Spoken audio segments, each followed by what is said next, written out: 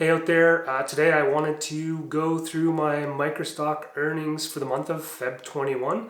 And before I start that, just want to say if you get anything out of these videos or whatever, just would appreciate a subscription and thanks for watching regardless. So anyway, let's just jump right into it. Okay, the first site that I'm going to talk about is Adobe Stock. And my portfolio size on Adobe Stock is 4,194, so not my biggest portfolio. This month, February, I had 108 sales, and that earned me $96.78 for a royalty per download of 90 cents. Now, there was nothing unique about this month's sales, but I did want to show you the image that earned me the most this month. It was this panoramic shot taken in Las Vegas.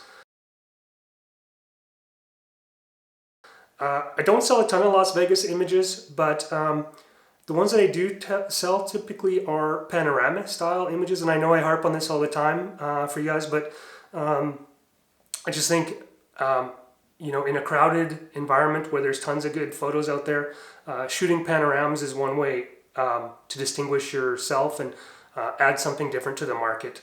I mean, there's a lot of panos out there too, but there's fewer than you'd think. So anyway, that's Adobe Stock. Not a great month, I don't think, a little less than before, but the COVID-19 reality is not great for most business. So there's that.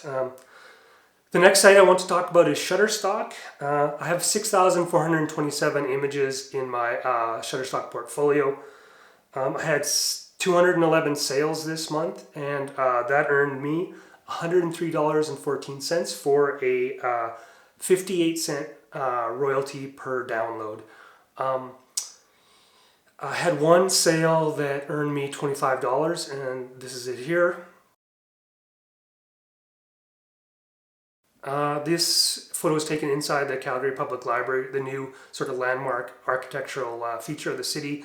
It's a great idea if you have a landmark in your town or your city, photograph it inside and outside, because it's often a source of good revenue, so recommend that. The other thing that I want to bring up is I sold a time-lapse clip this month, or in February, for 58 cents for the asset, and that's the lowest video sale I've had on Shutterstock, and it's the first time that I had one of those 58-cent sales. Now, I heard about them from other sites that I follow, but I never had one like that. I don't think I've ever had less than $10 for a video sale. So the 58 cents was interesting. This is the video here.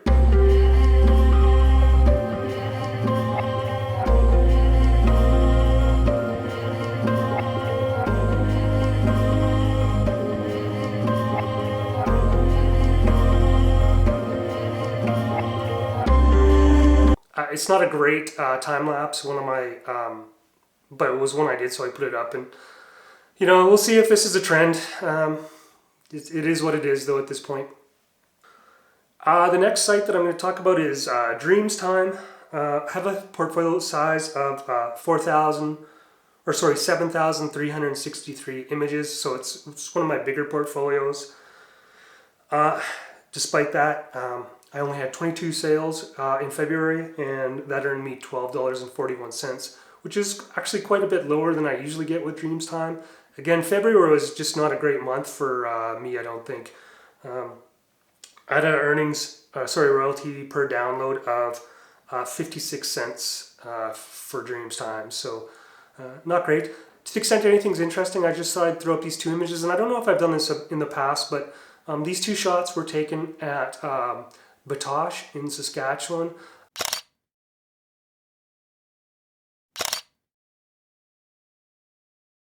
It's a historic site, a national historic site, and it's very under photographed on the microstock sites. It's not a huge location or famous or anything like that, but it doesn't matter as long as there's a little bit of a niche there that you can exploit. Go and do it. There's people that want those images, whether they're the world's greatest images or not. Just focus on those niche. They're still there. Okay, the next site that I want to talk about is Alamy. I have a portfolio of 4,934 images, and I sold one image in February, and it netted me 53 cents. And it's this photograph of a pub in Glasgow. Yeah, you take it, you upload it, and maybe it sells, even if it's kind of not a particularly exciting image. Okay, so the next site that I want to talk about is iStock. I have a portfolio size of 4,229 images.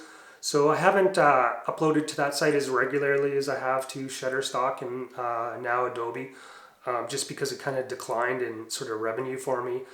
It's still doing pretty well though, so maybe I'll look at remedying that fact, but still I'm in the low 4,000s in portfolio size. This sales earnings report had 86 sales. That earned me $59.63 for a 69 cents per royalty per download. And these are the three images that I wanted to show you that were my best earners on that site.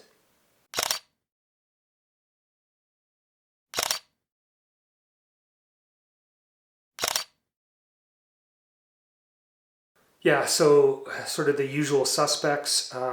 Again, the one that was new is the Canada House, I think it's called, in Edmonton. And the only reason why I'm remarking on it here is you'll see that it has the shape of the building, and then the flags were blowing out and were visible. But I left a big chunk of copy space in the top left-hand corner of the image. And it's just important when you're taking photographs sometimes to visualize an image and how it might work on a website or in a magazine with some copy space. And so just leave some space for graphic designers to put in words every now and then. So you can do both, do some with copy space, some without, just to sort of make sure that you have a portfolio that can sell to as many different audiences as possible. Okay, so that's iStock. Deposit photos, 6,866 images in my portfolio on deposit. I had 55 sales, and that earned me $18.61 for a 33 cents per royalty per download.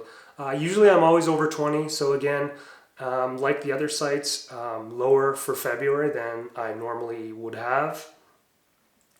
Okay, so those are the sites that actually generally generate revenue for me.